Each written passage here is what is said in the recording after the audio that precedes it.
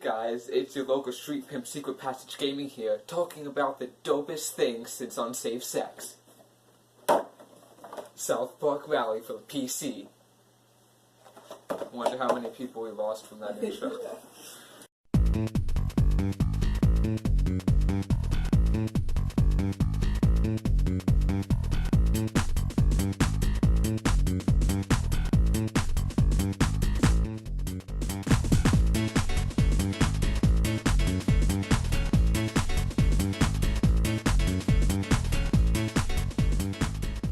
South Park is a very popular franchise with the movie, merchandise, and of course, video games. Now, when people think of South Park video games these days, they think of the Stick of Truth and the Fractured But Whole, and for good reason. These are great games that handle the property correctly. Now, what if I told you they made a third South Park game? Now, I know what you're thinking. They made a third game in the Stick of Truth, Fractured But Whole series? No. I'm talking about the third South Park game ever made. South Park Rally for PC. Only 90 kids will remember South Park Rally for PC. Only 90 kids will remember the pain. So anyway, before THQ and eventually Ubisoft picked up the South Park license, and before those Xbox Live Arcade South Park games that all of 2 people remember, and of those people, 1 actually bought it, not me by the way, Acclaim owned the South Park license. Now what if I told you they made a third South Park game? Now, I know what you're thinking. They made a third game in the Stick of Truth, Fractured But Whole series? No, I'm talking about the third South Park game ever made. South Park Rally for the PC. Only 90 kids will remember South Park Rally for PC. Only 90 kids will remember the pain.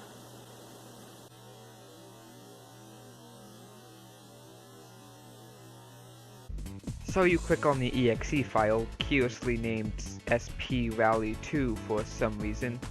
If there's an SP Rally 1, I don't want to play it. You get a highly compressed version of the South Park theme song, except rendered in-engine.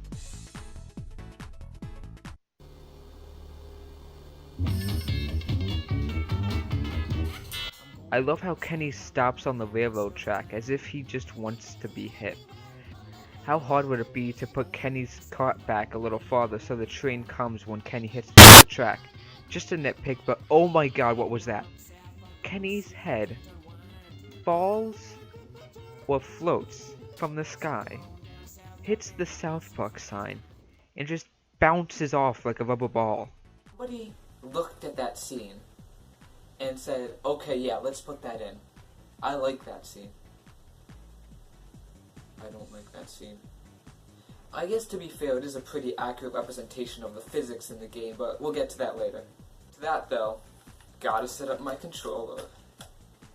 Well, it seems to have detected my controller, but I can't quite navigate the menus with it. Okay. I'm gonna set forwards to up for now, just to see how... What? Up. What's happening? Okay, I'll set forwards and backwards to A and B. Okay, kind of weird you can't use the controllers in the menus, but anyways, you start out with 8 characters. Stan, Kyle, Cartman, Kenny, Bebe, Chef, Officer Bob Brady, and Uncle Jimbo. It doesn't matter who you pick because they all control the same. Also, the menus are on a different resolution than the game because technology reasons? I don't know. When you get in the game, it does look pretty impressive for a game from 1999 or 2000 or 1845 or whenever this game's from. The art is a hell of a lot better than the shit on the front of the box though. Seriously, who did this?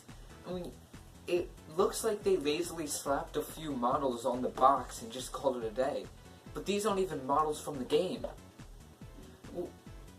So, why? I mean, the other 2 South Park games were in the style of the show, so it looked fine, but why did they choose this? I don't get it. I guess the box art doesn't really matter, it's just odd to me. Anyway, you start the race, and wait, why are the controls so strange? Well, that's because Xbox controllers don't work with this game. that means, yep, I'm gonna play a racing game with a keyboard. Just in case this game wasn't fun enough.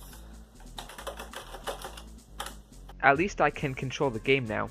Anyways, the first race is a checkpoint-based race. Why is it a checkpoint-based race, you might ask? Do the checkpoints change position, or do they take you through the whole map, or what? Well, I'll tell you why. I have no idea why. All the checkpoints seem to do is stop you from taking shortcuts or trying new strategies. That's it. They don't even take you through the whole map, so you have to go through the same 4 checkpoints 3 times. The only reason I can think of is that the AI is easier to code this way or something. I know it doesn't make sense, but there is really no other reason. The checkpoints are these little square things to boot, so if you miss it, you have to go back and then you lose the race. Why did they even deem this necessary? All in all, it is a good first level. The CPU seems hard at first, and you probably won't get it the first time, but that makes you learn the controls and how the game works. After a couple times, it'll be a breeze and you'll be miles ahead of the competition every subsequent time. The only thing really cheap in this stage is the train. You have to wait for it to go by, and if you run into it, it takes you with it. The train is on a weird timer though. I actually sat there and watched it, just to realize that it punishes players that are behind. Sure, the game is so fast that despite the train you can still recover, but I find it weird that they would use the train like that instead of using it to even out the playing field. Oh yeah, and the physics. The physics. Now, despite the fact that you're in tiny little go-karts that are smaller than your body, you can still go up to full-size buses head-on and win like the bus will go on top of you. Also, cows are practically papier-mâché. You can run them down and lose little to no speed. There's also power-ups in karting game fashion, but you don't really experience the brunt of those until later levels. The power-ups range from incapacitating your cart to dropping those papier-mâché cows. Yeah. I do like the fact that you have 3 power-up slots and you can cycle through them at will though. Even if all your slots are full, you can still pick up power-ups, and if you get something you already have, you'll get more of that power-up. There are also some speed boosts and invincibility power-ups spread across levels that activate immediately. Once used, it goes away for a short period of time and comes back, again screwing over the people behind. Once you learn all these design choices, you beat the level and bask in your infinite glory.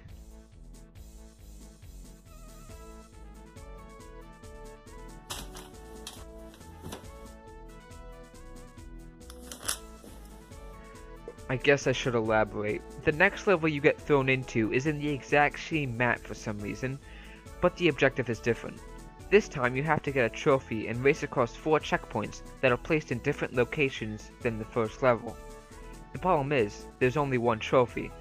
When a player has it, you have to run into them or hit them with a projectile to release the trophy. The problem is, it never works.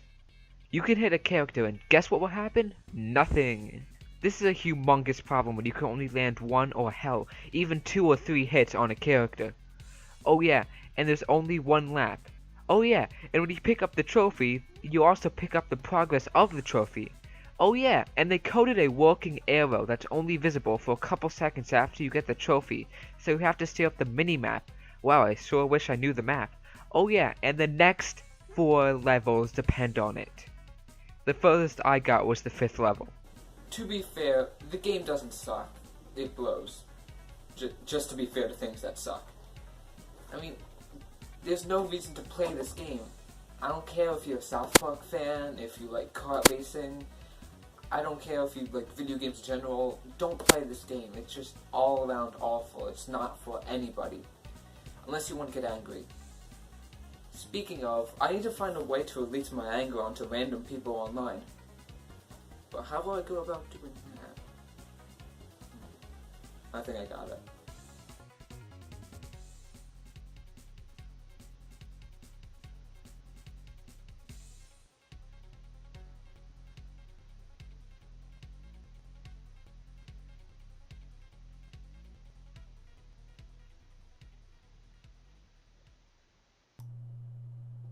Hello guys, Secret Passage Gaming here, and I just want to update you since this is my first video, and you made it to the end. Hopefully you enjoyed it, and if you did, subscribe because I am going to make more videos, probably better than this. There were some things I should explain.